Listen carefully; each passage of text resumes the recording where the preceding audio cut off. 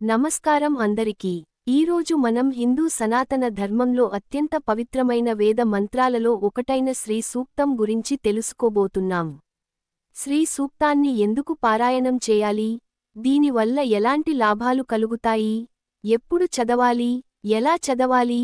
చదివేటప్పుడు పాటించాల్సిన నియమాలు ఏమిటి? ఇవన్నీ ఈ వీడియోలో తెలుసుకుందాం.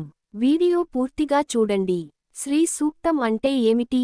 శ్రీ సూక్తం అనేది ఋగ్వేదానికి సంబంధించిన అత్యంత పవిత్రమైన సూక్తాలలో ఒకటి. ఇది మహాలక్ష్మీ దేవిని స్తుతించే దివ్యమైన వేద మంత్రాల సమాహారం. శ్రీ అంటే ఐశ్వర్యం, సంపద, శుభం, శాంతి, సౌభాగ్యం. శ్రీ సూక్తంలో మహాలక్ష్మీ దేవిని బంగారు కాంతితో ప్రకాశించే, పద్మంపై ఆసీనురాలిగా, ప్రపంచానికి శ్రేయస్సును ప్రసాదించే జగన్మాతగా వర్ణించారు. శ్రీ సూక్తం పారాయణం వల్ల కలిగే లాభాలు: 1. ధన ఐశ్వర్యం పెరుగుతుంది.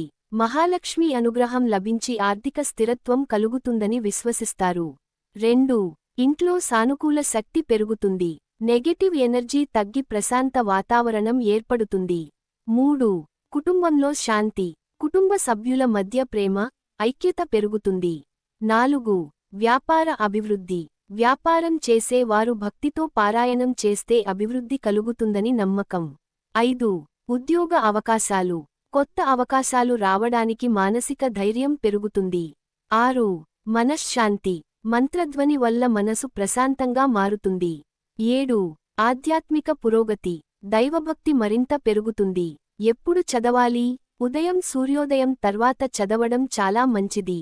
శుక్రవారం, పౌర్ణమి, దీపావళి, వరలక్ష్మీ వ్రతం రోజుల్లో పారాయణం చేయడం విశేష ఫలితాలను ఇస్తుందని విశ్వాసం. లక్ష్మీదేవి చిత్రం లేదా విగ్రహం ముందు దీపం వెలిగించి చదవడం మంచిది. చదివేటప్పుడు పాటించాల్సిన నియమాలు: శుభ్రంగా స్నానం చేయాలి. ప్రశాంతమైన ప్రదేశంలో కూర్చోవాలి. పూర్తి భక్తి, ఏకాగ్రతతో చదవాలి. వీలైతే ప్రతిరోజూ ఒకే సమయానికి చదవాలి. అర్థం తెలుసుకుని చదివితే మరింత ఆధ్యాత్మిక అనుభూతి కలుగుతుంది.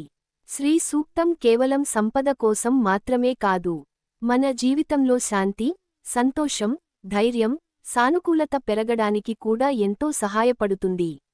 అయితే వేద మంత్రాలను పారాయణం చేయడం భక్తి సాధనలో ఒక భాగం. జీవితంలో విజయానికి కృషి, క్రమశిక్షణ కూడా అంతే ముఖ్యమైనవి. ఈ వీడియో మీకు నచ్చితే లైక్ చేయండి. ఇలాంటి ఆధ్యాత్మిక వీడియోల కోసం మా ఛానల్ను సబ్స్క్రైబ్ చేసి బెల్ ఐకాన్ నొక్కండి. ధన్యవాదాలు.